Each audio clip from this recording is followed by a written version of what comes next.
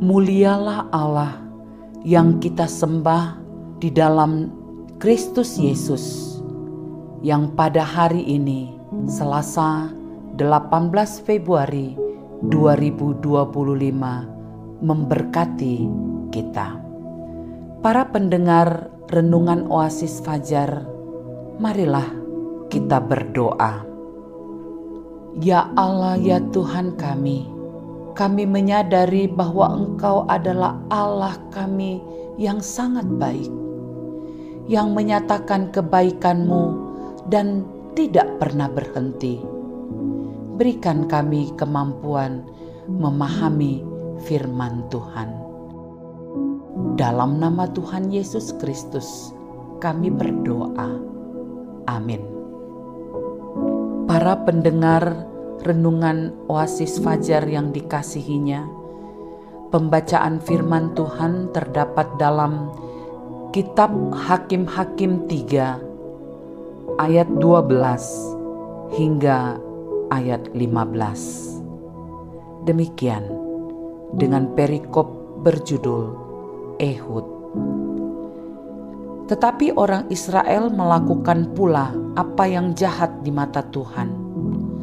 Lalu Eglon, Raja Moab, diberi Tuhan kuasa atas orang Israel, oleh sebab mereka telah melakukan apa yang jahat di mata Tuhan. Raja ini mengajak Bani Amon dan Bani Amalek menjadi sekutunya. Lalu majulah ia dan memukul orang Israel kalah. Kota pohon korma diduduki mereka. 18 tahun lamanya orang Israel menjadi takluk kepada Eglon, Raja Moab.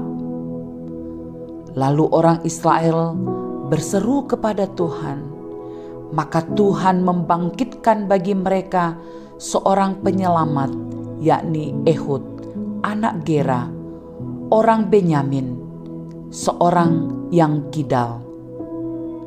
Dengan perantaraannya, orang Israel biasa mengirimkan upeti kepada Eglon, Raja Moab. Pendengar Renungan Oasis Fajar, hari ini judul renungan ini, bukti kebaikan Allah di keadaan tidak baik. Ayat penekanannya pada ayat 15 berkata, lalu orang Israel berseru kepada Tuhan, maka Tuhan membangkitkan bagi mereka seorang penyelamat, yakni Ehud, anak Gera, orang Benyamin, seorang yang kidal. Dengan perantaraannya, orang Israel biasa mengirimkan upeti kepada Eglon, Raja Moab.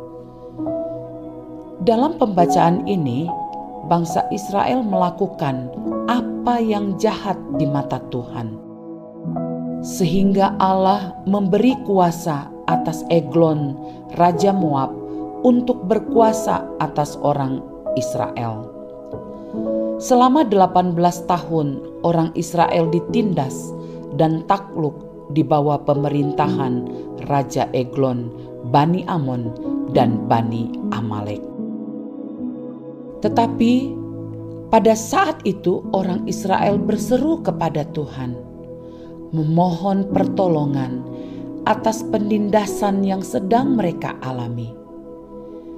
Apakah Tuhan mendengar mereka? Ya, Tuhan mendengar mereka. Tetapi mengapa di awal perikop ini Allah sendiri yang menunjukkan otoritasnya kepada kedua raja yang menindas umatnya? Kalau Allah benar mengasihi, mengapa Allah mengizinkan hal itu terjadi? Atau ia hanya mempermainkan umatnya? Tidak, Allah tidak mempermainkan umatnya, melainkan mengingatkan umatnya tentang sikap mereka yang salah karena melakukan yang jahat di matanya. Allah juga mau menyatakan bahwa keadaan buruk pun yang terjadi atas hidup manusia, semua dalam pengamatan dan izin Allah.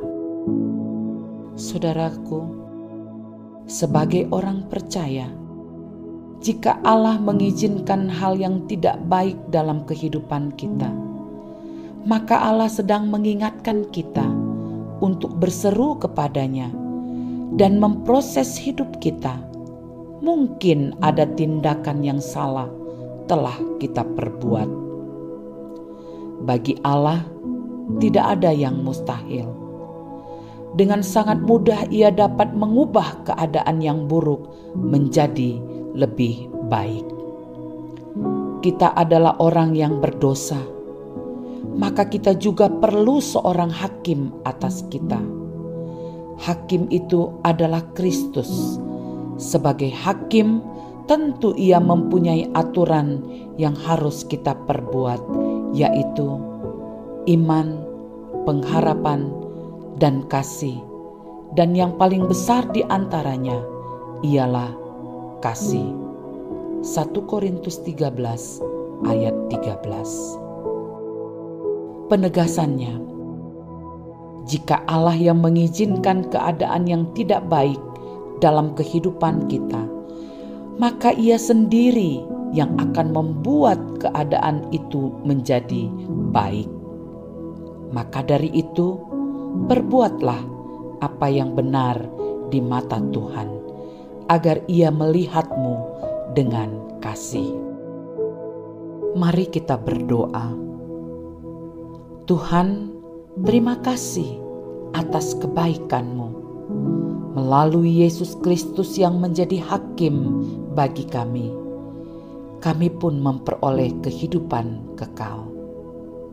Demi nama Yesus Kristus, kami berdoa. Amin.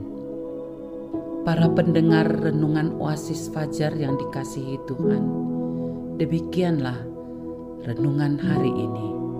Tuhan memberkati kita. Amin.